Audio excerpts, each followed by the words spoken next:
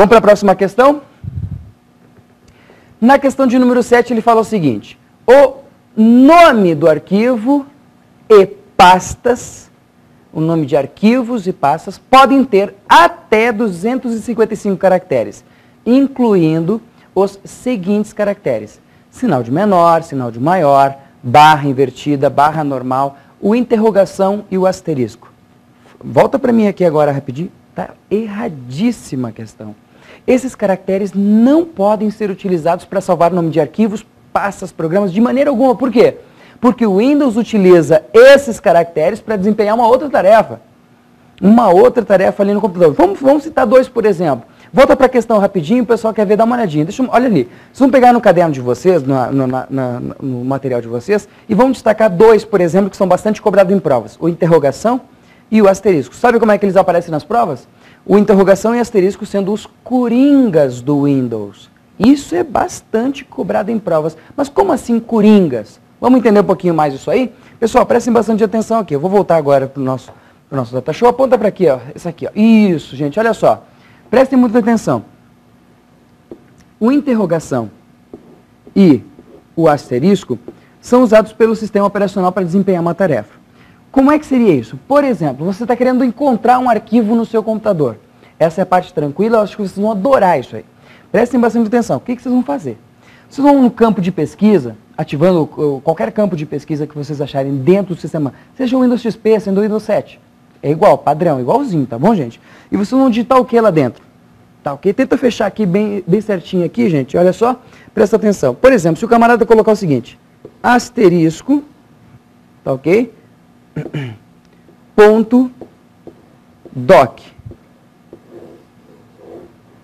Questiono vocês rapidinho. Pessoal, se o camarada colocar aqui asterisco ponto doc, qual vai ser o resultado dessa pesquisa? Vocês já viram falar sobre isso? Bom, o asterisco, sendo um coringa, né, assim como num jogo de cartas, ele vai acaba substituindo qualquer outra carta ali do baralho e tudo mais. Mas uma coisa que é importante que serve do asterisco é que ele representa qualquer coisa. Quer um resuminho? É isso aí. Asterisco representa qualquer coisa. Logo, se eu colocar qualquer coisa, ponto doc, ele vai encontrar todos os arquivos daquela pasta, ou do sistema que você está procurando geral, todos os arquivos que estiverem no final do seu nome, ponto doc. Quer, por exemplo, localizar todas as imagens do seu computador? Seleciona a unidade C, que é onde, por exemplo, que a unidade C representa o nosso disco rígido, aquela unidade de armazenamento que está todos os nossos arquivos. O próprio sistema operacional está lá dentro. Agora, olha que parte interessante. Quer achar todas as imagens que estão lá dentro? Então você vai colocar o quê? Asterisco, ponto, JPG, por exemplo. Tá? Se você colocar asterisco, ponto, JPG, ele vai localizar as imagens que tenham esse formato, que acaba sendo basicamente um padrão de imagens, por exemplo, de câmera digital, que você vai passar para o computador e assim por diante. Isso é uma coisa importante, uma coisa interessante que eu acho que seria bacana que vocês se familiarizassem, tá bom, gente?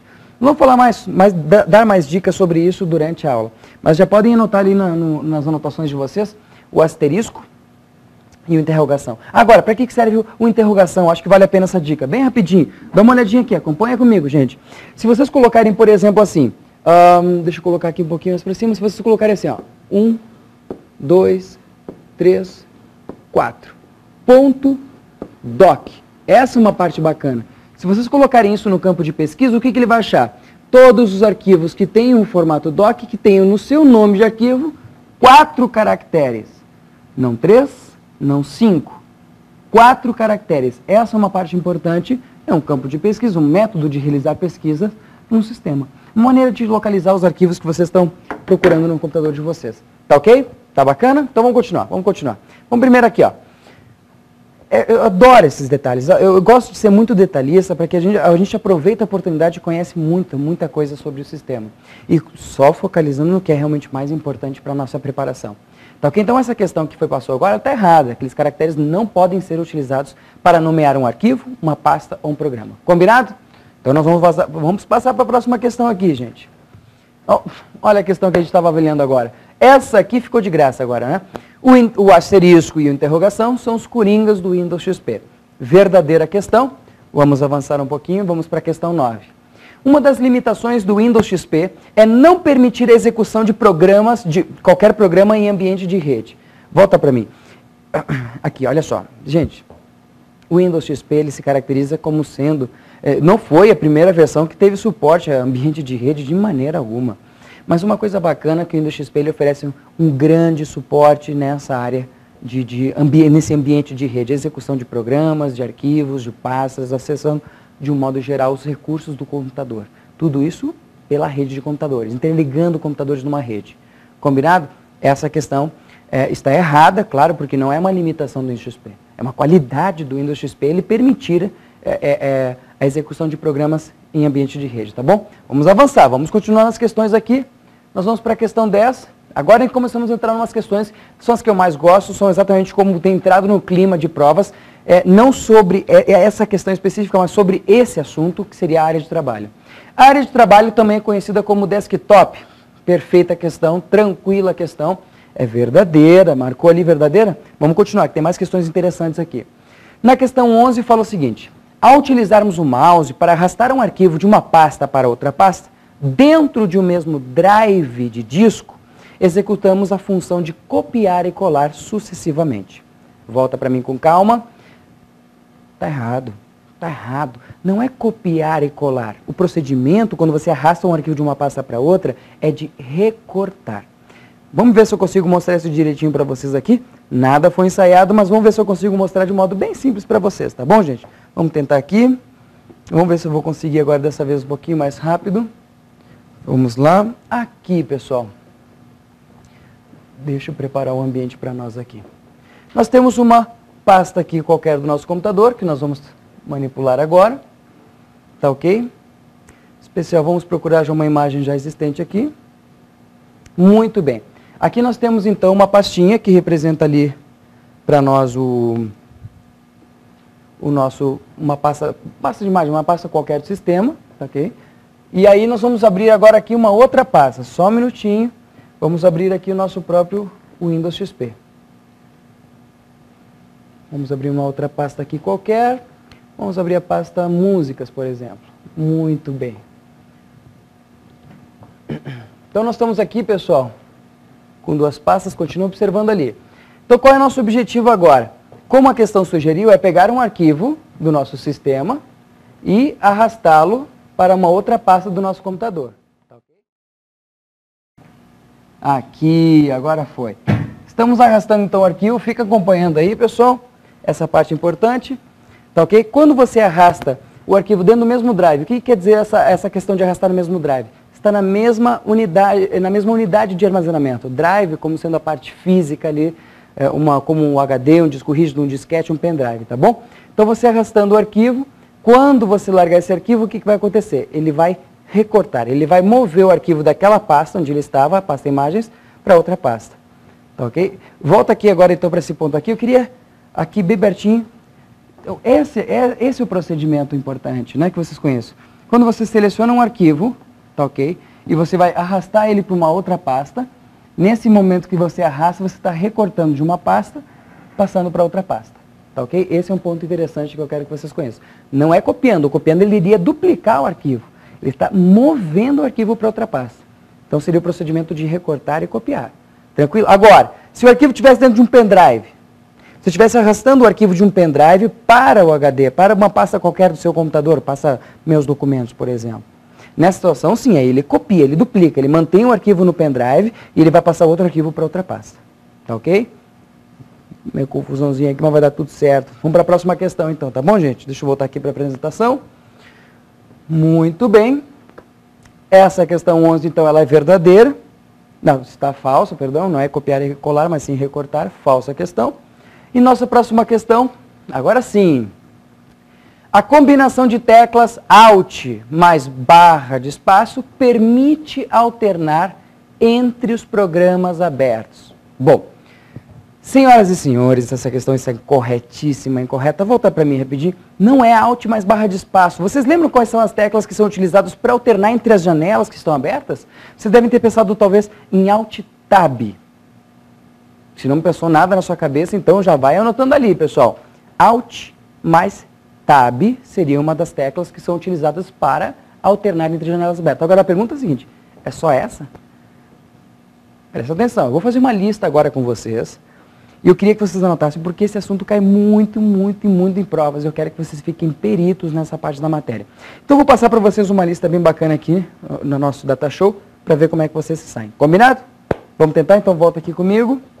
Vamos fazer uma listinha aqui mesmo, nessa questão aqui. Presta atenção aqui então, pessoal. Volta aqui para essa aqui. Eu quero que o pessoal fique bem pertinho de mim aqui, ó. Presta atenção.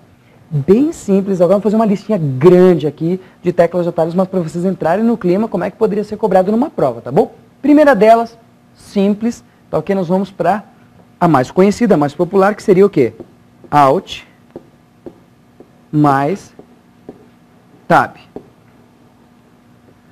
Quando a tecla Alt Tab é pressionada, o usuário pode, então, nesse caso, escolher, né, qual seria o programa que ele vai manipular. No Alt Tab, quer dizer, pressiona a tecla Alt, não larga ela. Tecla Tab vai aparecer o que nós chamamos de flip. Flip, deixa eu colocar a palavrinha aqui para nós. Flip, tá ok? Vai ser exibido um flip.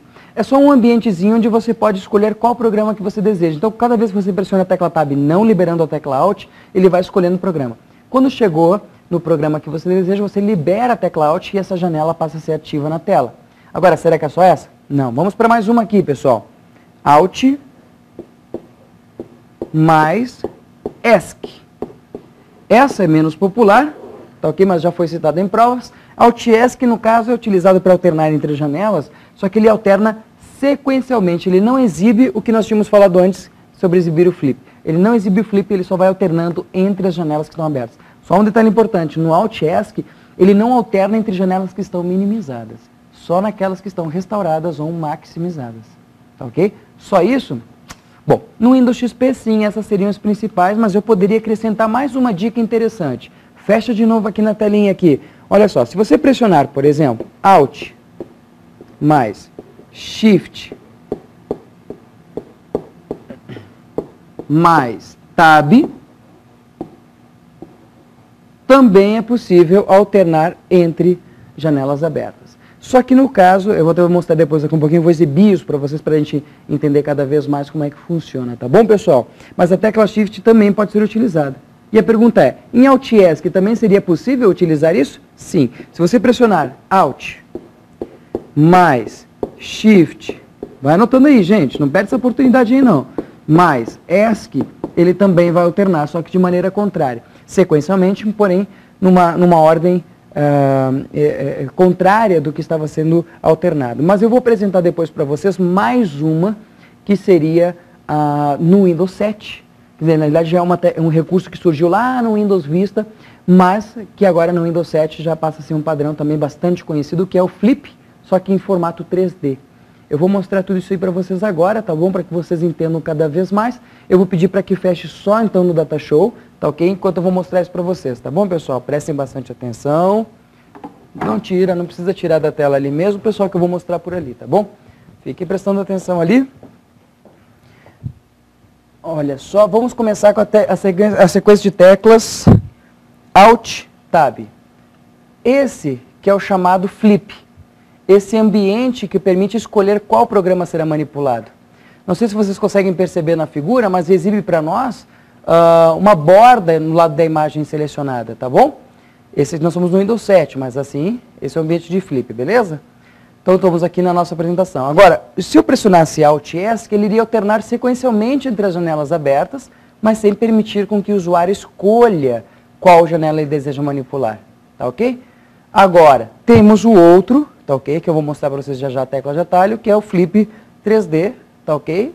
Que permite alternar entre as janelas abertas, só que num ambiente muito mais dinâmico, né? Mais agradável, que seria o chamado Flip 3D, tá ok? Vou anotar para vocês agora qual seria esse ambiente, tá bom? Para que vocês entendam cada vez mais. Então, volta para mim aqui rapidinho. Vamos entender um pouquinho mais esse ambiente aqui. Deixa eu só minimizar a janela aqui para nós. Muito bem. Então, olha só, gente, um ponto importante aqui, prestem bastante atenção.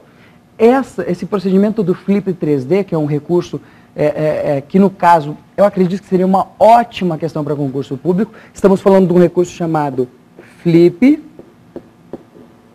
tá ok? 3D, tridimensional, como vocês puderam perceber ali na dinâmica. Só que uma coisa importante, a sequência de teclas é bem simples. Vocês lembram aquela tecla do teclado? Quem está ali, a galera que já está com o laptop na mão, já deve estar vendo ali no seu teclado uma tecla que tem a bandeira do Windows, né? Que tem o símbolozinho do Windows, né? Mais ou menos nesse ambiente aqui, ó. A nossa bandeirinha do Windows, né? Bom, essa tecla Windows mais a tecla Tab é quem oferece aquele ambiente tridimensional de manipulação das janelas. Tecla Windows mais a tecla Tab. Anota isso aí, porque isso aí é uma possível questão de concurso público e ele não precisa nem querer pegar muito pesado. Ele coloca isso aí que é um procedimento normal, poderia ser cobrado numa prova de maneira tranquila.